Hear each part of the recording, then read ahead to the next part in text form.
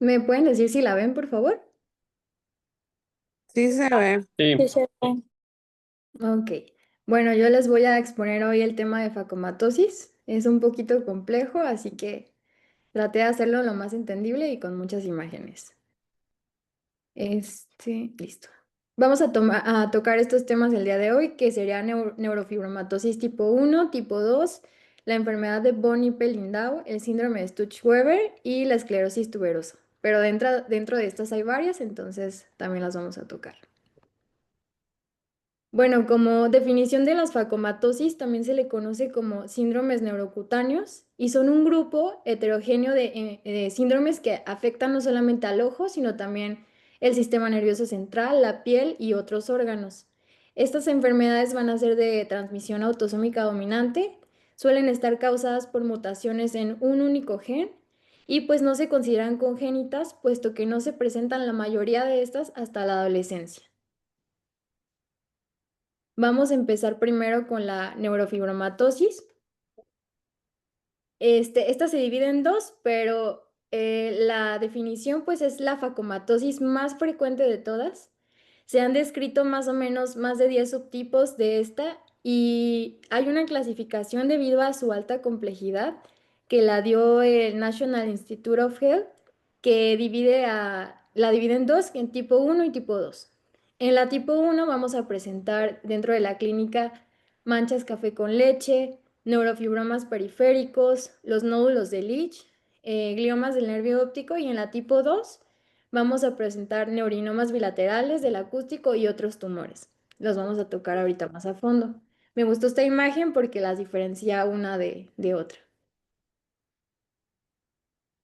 Bueno, entrando de lleno a la neurofibromatosis tipo uno, también se le conoce como enfermedad de von Recklinghausen y es la facomatosis más frecuente de todas.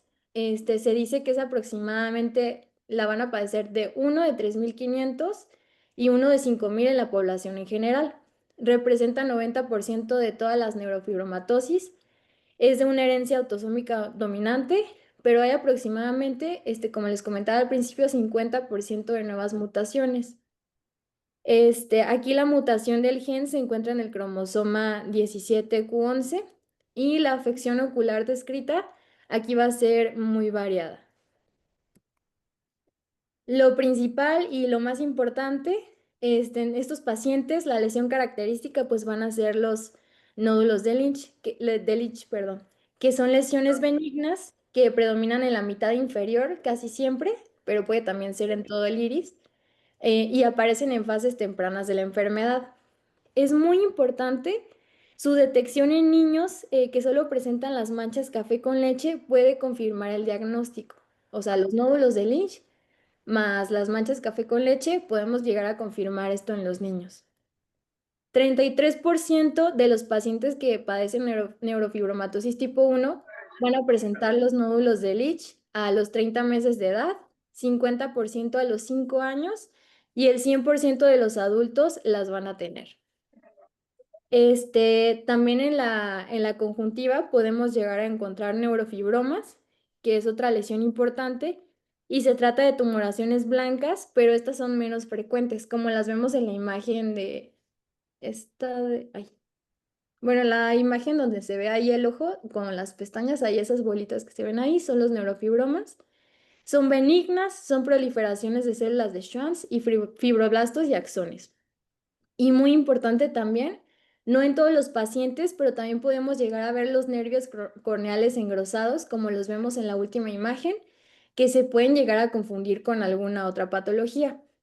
Y aquí también la incidencia de glaucoma secundario es mayor en este tipo de neurofibromatosis. Pues por el engrosamiento de la malla trabecular, los tumores del cuerpo ciliar, que todo esto desplaza el iris hacia adelante y también por la neovascularización del iris que también puede llegar a presentarse. En la órbita y los párpados también vamos a presentar lesiones en la neurofibromatosis tipo uno, recordando que todo esto pues viene de la inervación del nervio trigémino, ¿no? El neurofibroma plexiforme se va a presentar aquí. Ahorita les explico las imágenes, pero esta afecta la porción lateral del párpado superior y puede iniciar una miopía por la ptosis que se va a presentar. Los neurofibromas del párpado son difíciles de tratar, muy importante. Cuando se llegan cuando se llega a hacer la resección completa de estos, como son tumores muy vascularizados, van a llegar a sangrar mucho. Y cuando sí se retiran, pues pueden llegar a tener deformidades como secuela. Muy importante, tampoco no responden a radioterapia. Hay investigación acerca de algunos antimitóticos y antiangiogénicos, como la talidomida y el alfa interferón, pero pues todavía no están, como bien descritos, no hay como que mucha investigación. Y en la primera imagen que vemos aquí del paciente se observa un neurofibroma frontonasoorbitario que vemos ahí. Como les comentaba, son muy difíciles de quitar porque son muy vascularizados. En la imagen que tenemos en medio, este es un paciente, perdón, con una proptosis izquierda muy grave y por lo tanto, pues si alcanzan a ver, hay estiramiento del nervio óptico debido pues al tejido hiperintenso que se observa ahí. Y en la última imagen vemos un neurofibroma plexiforme que se extiende hacia la órbita. Ese sí es el como que de los más feos de todos. Y pues por lo tanto, si sabemos que hay una masa aquí, pues obviamente el nervio óptico está sufriendo y pues puede llegar a una atrofia total. Dentro del polo posterior, aquí es muy variable y es muy poco frecuente que se llegue a presentar como tal un dato clínico, pero los más comunes que vamos a encontrar son los amartomas astrocíticos, que es la imagen que vemos arriba, la de la retina. Los amartomas astrocíticos son unos tumores gliales benignos, sí son vascularizados y generalmente son asintomáticos, como les decía. Se originan de los astrocitos de la retina. Normalmente, como no presentan síntomas en la retina, estos se diagnostican solamente al momento de revisar el fondo de ojo. Como vemos en las imágenes, ahí donde dice tipo 1, hay dos clasificaciones de los amartomas, que son planos, y el tipo 2 son calcificados, como vemos ahí en la segunda, que sí se alcanza a diferenciar bastante entre uno y otro. Otro dato que podemos encontrar en el fondo de ojo también son los hemangiomas capilares. Perdón, en la piel, los hemangiomas capilares, que son tumores benignos, no cancerosos, y pues también se forman a partir de vasos sanguíneos. Podemos llegar a encontrar amartomas de la retina, del epitelio pigmentario de la retina, y los amartomas del EPR también pueden afectar la capa coroidea. Hasta el 35% de los pacientes con este tipo de neurofibromatosis pueden presentar lesiones pigmentadas en la coroides. Esta última imagen que vemos aquí en la retina, ahí se muestra un amartoma combinado, perdón, de retina y del EPR, y en un paciente con neurofibromatosis tipo 1. Estos pacientes también tienen más riesgo de desarrollar un melanoma de uvea a lo largo de toda su vida. Está muy interesante, ahorita les puse un caso de esto. Los melanomas de la uvea son más en coroides en un 90%, después en el cuerpo ciliar un 6% y en el iris 4%. Como vemos en la imagen de allá abajo de la izquierda, ahí se alcanza a ver el globo ocular y dónde se van a encontrar este tipo de melanomas. Una de las manifestaciones más características también son los gliomas del nervio óptico, que son tumoraciones benignas de crecimiento lento. Como vemos en las imágenes de arriba, la resonancia magnética, ahí podemos llegar a ver un glioma de nervio óptico. Y en el que está hasta la derecha del niño que vemos ahí, es un paciente que se mostró la evolución. Y si pueden llegar a ver, ahí está la papila totalmente pálida y por consecuencia también llegamos a tener una exotropia. Su debut en la infancia o la adolescencia, como les comento, es inicialmente, se puede llegar a notar con exoftalmos unilateral, la neuropatía óptica anterior, neuropatía óptica posterior y también pueden involucrar el quiasma óptico. Cuando llegan a involucrar esta parte, aquí podemos ver ya defectos capimétricos, nistagmos o otros datos neurológicos. La malignización de estos tumores es rara y representa de 2 a 5% de los tumores de la infancia.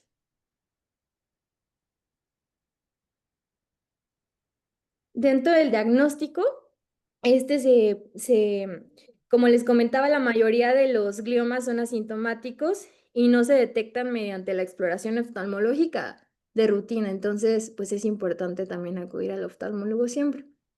Se pueden llegar a hacer pruebas radiológicas y estos tumores son compatibles con una buena función visual. Por eso les digo, hasta que se ven, es cuando se detecta.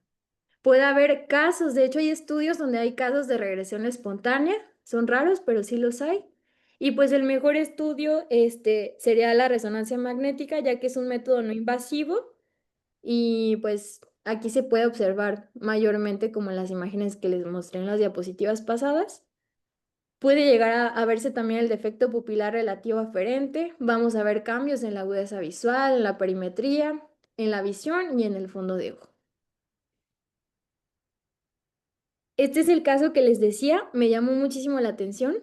Es una paciente de 29 años que presentó baja visual progresiva de un mes de evolución en el ojo derecho. Su agudeza fue de 20/80. Si notan en la imagen en medio, en la conjuntiva mostraba un vaso en centinela. Hasta ahí todo iba bien.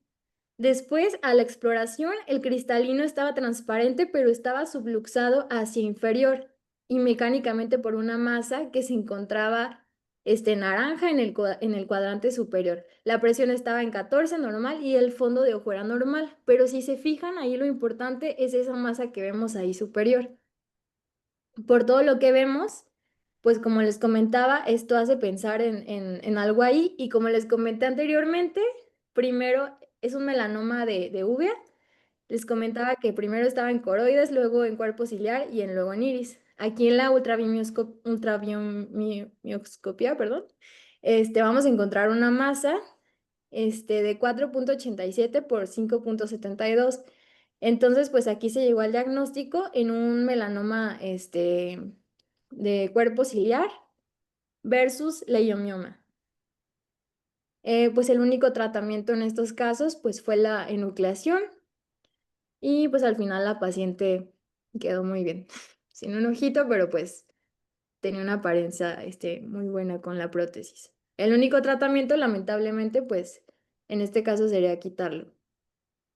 Entrando de lleno a la neurofibromatosis tipo 2, esta es menos frecuente. Como les comentaba, la más frecuente es la tipo 1.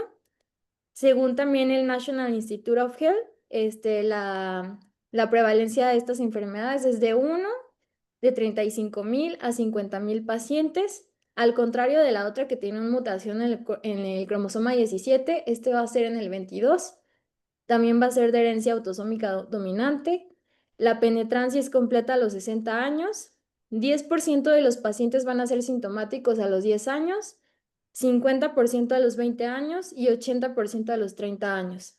Aquí es muy común que vamos a presentar neurinomas bilaterales y meningiomas del nervio óptico. En la imagen que vemos arriba, la que dice 4A, ahí vamos a encontrar un engrosamiento de ambos nervios ópticos. Ese es el meningioma bilateral, que como vemos, pues es más grave, pero es menos frecuente. Y en la imagen 4B y 4C, aquí muestra la evolución. Es el mismo ojo, pero antes y después del meningioma bilateral. Y pues esto puede evolucionar desde borramiento de la papila hasta atrofia óptica completa. Bueno, dentro de la presentación clínica, las manifestaciones oftalmológicas aquí también son infrecuentes. Lo más... ¿Alguien dijo algo? Ah, bueno. Lo más común aquí es encontrar catarata y amartoma retiniano, como también lo presentábamos en la neurofibromatosis tipo 1.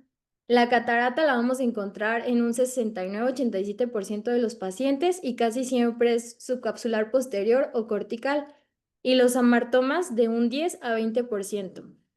Aquí es menos frecuente estos que voy a mencionar, como los meningiomas del nervio óptico, pero sí son los más agresivos y sobre todo en los pacientes jóvenes.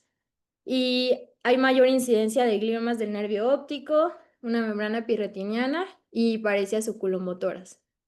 Como vemos aquí, en las imágenes de abajo, donde está el niño ahí, esa es su mismo ojo, perdón, el que está del estudio. Como vemos ahí, se muestra el glioma del nervio óptico y por lo tanto, pues ya le está generando una proptosis. Entonces, pues, estos de los casos más graves, pero también son los menos frecuentes, pero llegan a ser mayores siempre en niños. Dentro del tratamiento de los dos tipos de neurofibromatosis se enfoca en manejar más los síntomas, pero en los casos más extremos se puede llegar a la nucleación. También existe radioterapia y quimioterapia, pero también hay muchos estudios en los que dicen que estas dos pueden llegar a fracasar. Entonces, siempre primero la vigilancia, pues, para prevenir todo esto si se puede. Bueno, vamos a pasar ahora a la enfermedad de Von Hippel-Lindau. A esta también se le conoce como angiomatosis cerebelo-retiniana. Es una facomatosis con afección multiorgánica de predilección por el sistema nervioso central y la retina. Igualmente es de herencia autosómica dominante. Aquí las principales manifestaciones extraculares son el hemangioma del sistema nervioso central, carcinoma renal y feocromocitoma. Y en la retina encontramos la principal y la característica es que es el hemangioma capilar retiniano, que es la que vemos en la imagen de la derecha, que también se le conoce como angioma o hemangioblastoma. Los vamos a encontrar en un 49-85% de las personas que padecen von Hippel-Lindau. La presentación más común es un hemangioma unilateral aislado, casi siempre solamente de un ojo, y vamos a encontrar un tercio de múltiples hemangiomas retinianos y un medio de tumores en la forma bilateral. La mitad de los pacientes van a presentar esto y un tercio los hemangiomas retinianos. En la primera imagen que vemos ahí, son los hemangiomas capilares asociados con el síndrome de von Hippel-Lindau. Y en la imagen de abajo vemos la presencia de tracción secundaria al hemangioma. Muy importante, en esta enfermedad los hemangiomas capilares retinianos pueden estar simplemente periféricos o también tener tracción secundaria. Y esto es muy importante porque una de las dos puede llegar a complicarse y a desarrollar un desprendimiento de retina. Ahorita lo vamos a ver con otras imágenes. Bueno, se cree que el hemangioma capilar retinano es una anomalía de tipo amartoma y no suele presentarse de forma congénita, como ya les mencioné. 10 y 40, se va a diagnosticar a los 10 y a los 40 años al momento del diagnóstico con un promedio de 25, el hemangioma retiniano. Igualmente, solo viéndolo más bien al fondo de ojo cuando acuda a la consulta por primera vez. Vamos a presentar una lesión circular, como la que vemos del lado derecho, de color rojo anaranjado, localizada en la periferia, pero siempre va a presentar un vaso aferente y un vaso eferente que lo nutre. Dentro del diagnóstico, pues tenemos que realizar siempre pues, el fondo de ojo para localizar este tipo de lesiones. Se puede realizar una fluorangiografía importante. En la fase arterial se va a producir una hiperfluorescencia de la arteria que la nutre y después un posterior llenado ya del tumor. Y en la fase venosa, el vaso eferente se vuelve prominente mientras que el tumor muestra una fuga, que sería la imagen que se ve, la número 3. De las primeras 6 sería la número 3. Y como ven en la imagen de la derecha, pues ahí se ve completo cómo tiñe y cómo llega a teñir por completo el tumor. En la resonancia magnética, estos solamente se pueden llegar a ver si son mayores a 2 milímetros de grosor, pero también puede ser un método diagnóstico. No tan confiable en este caso como la fluorangio, pero cuando es mayor, pues lo podemos observar aquí. La evolución natural del hemangioma o puede llegar a la progresión, a estabilizarse, o también hay casos de que existe la regresión espontánea. Y el hemangioma capilar retiniano pues afecta a la retina de una forma predominantemente exudativa en el 25% de los casos o como les mencionaba al principio, también puede llegar a ser traccional en el 10% de los casos. Es menor, pero pues es más grave.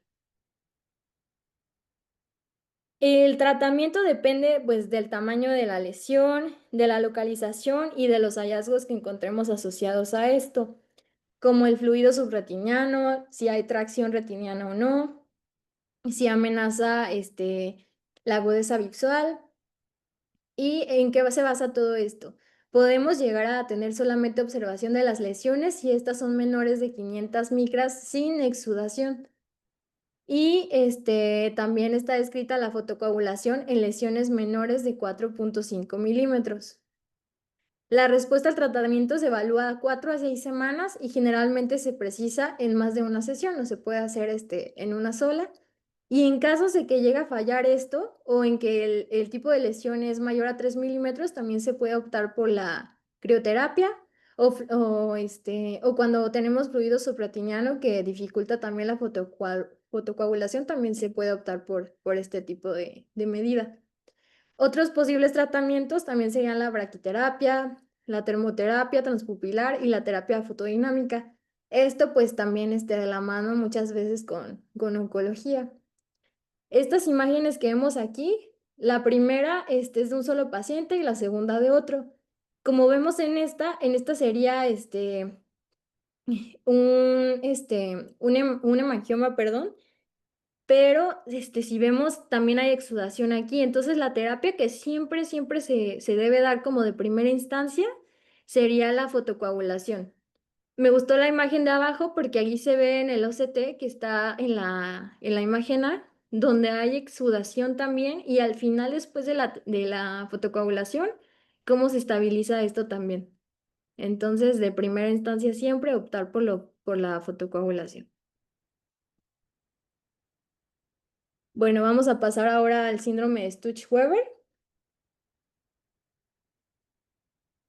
El síndrome de Stuch-Weber también se le conoce como angiomatosis encéfalo-trigeminal, que ya vimos que pues afecta está inervado por el nervio trigémino y es una forma esporádica sin herencia familiar la mayor parte de los casos. Se caracteriza por, como ya conocemos, pues la mancha de vino porto, que también se le conoce como nevus flammeus, en el territorio del nervio trigémino, y es una malformación vascular de las leptomeninges que típicamente resulta en calcificaciones cerebrales. Como vemos en la imagen de abajo, eso que se ve ahí son los signos de los rieles de tren y es muy característico en el síndrome de Stuch-Weber. El angioma facial, recordemos, no es simplemente de esta enfermedad, también lo pueden presentar personas sanas, pero aunándose al cuadro clínico y que lleguen a presentar esto, pues nos hace pensar más en este diagnóstico. Dentro del cuadro clínico que vamos a presentar, estos pacientes pueden presentar crisis epilépticas, déficits neurológicos focales y un grado variable de retraso mental. Aquí las principales manifestaciones oculares son el glaucoma, porque pues va a haber una formación de hemangiomas en el ojo que pues pueden elevar la presión venosa y también dificultan el drenaje del humor acuoso. O bien pues también puede haber malformaciones en el ángulo de la cámara anterior que obstruyen directamente el drenaje del ojo. Y pues esto se asocia mucho a la inflamación. También podemos llegar a presentar el hemangioma coroideo difuso. Las lesiones en la piel y en el ojo, en el cerebro, están siempre presentes en el nacimiento. Cuando el angioma facial afecta los párpados, cualquier estructura vascular ocular puede presentarse anomalías. Muy importante, del lado que presentemos la mancha del vino porto, casi siempre de ese lado es donde vamos a encontrar todas las malformaciones, de ese lado de la cara. ¿Por qué? Pues porque es la inervación del nervio trigémino y siempre va a ser ipsilateral de un solo lado.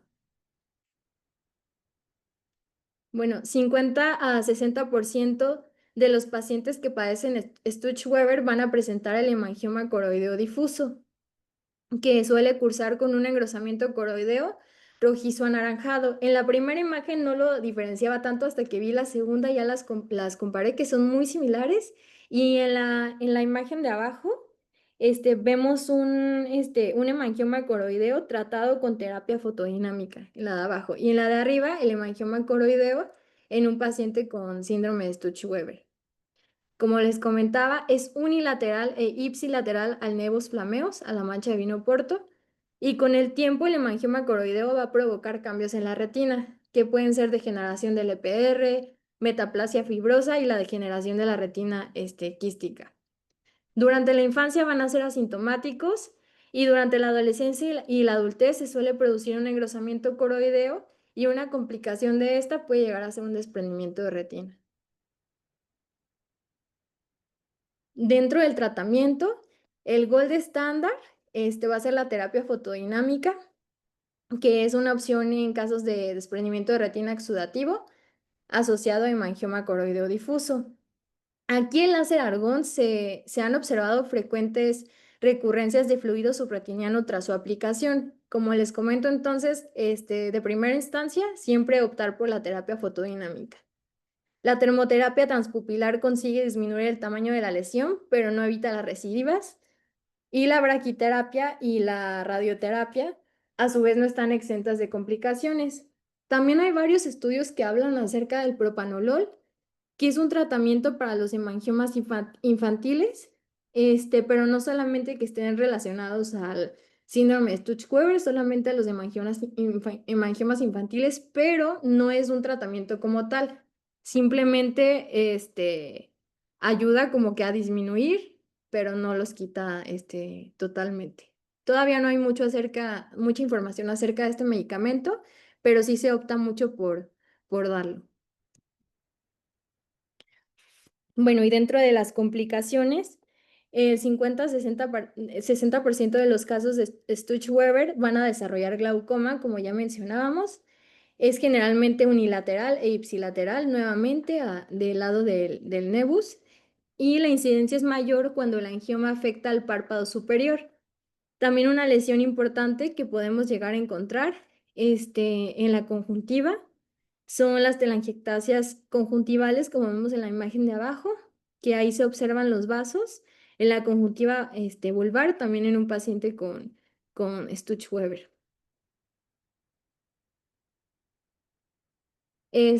Por último, la esclerosis tuberosa, que es otra enfermedad que también tiene varias consecuencias en el ojo,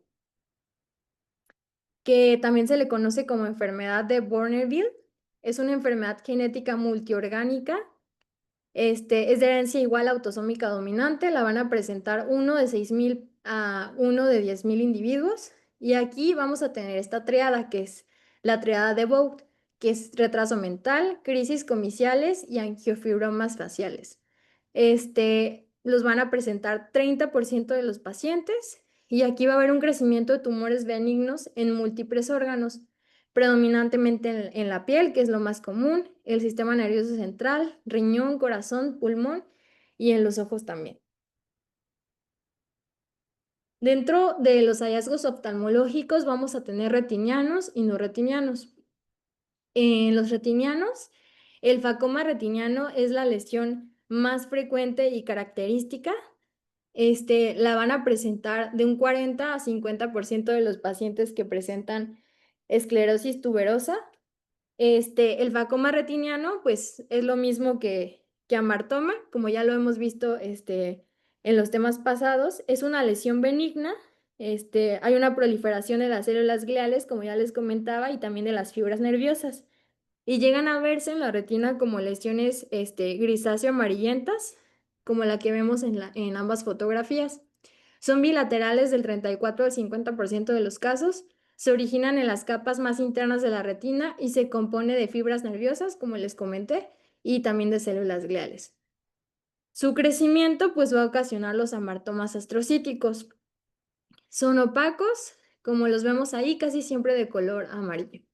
Los vamos a presentar en adultos y se van a localizar cerca del nervio óptico. Y pues los amartomas, que es lo mismo que facomas, no son patognomónicos solamente de la esclerosis tuberosa, como si se dan cuenta, pues también los vimos en la neurofibromatosis tipo 1, entonces siempre hay que indagar más, sobre todo en el cuadro clínico, porque es muy característico de cada patología. Y también los podemos llegar a encontrar en pacientes sanos, pero siempre aunar a toda la clínica que pues ya vimos de cada una de ellas. Dentro de los hallazgos no retinianos vamos a encontrar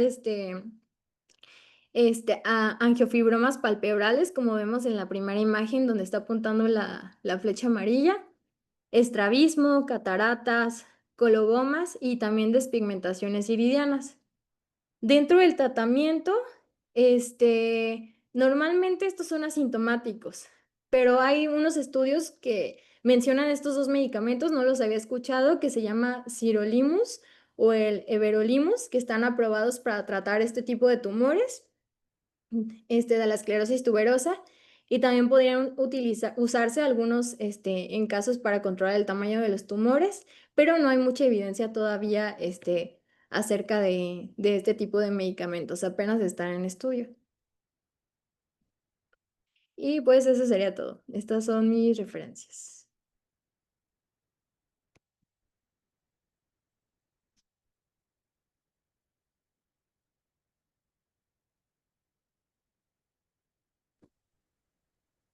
Muy bonita la clase, doctora Sinaí. Eh, Muy completa y gracias. Sí, muy bonitos temas, ¿eh? Buenas clases. Gracias. Bueno, chicos, Gracias. entonces nos vemos mañana en la clase de mañana. Que descansen. Gracias. Gracias a Excelente, todos. doctoras. Gracias, Doc.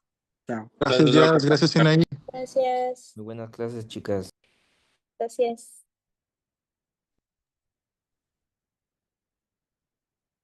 Uy. ¿Tú qué?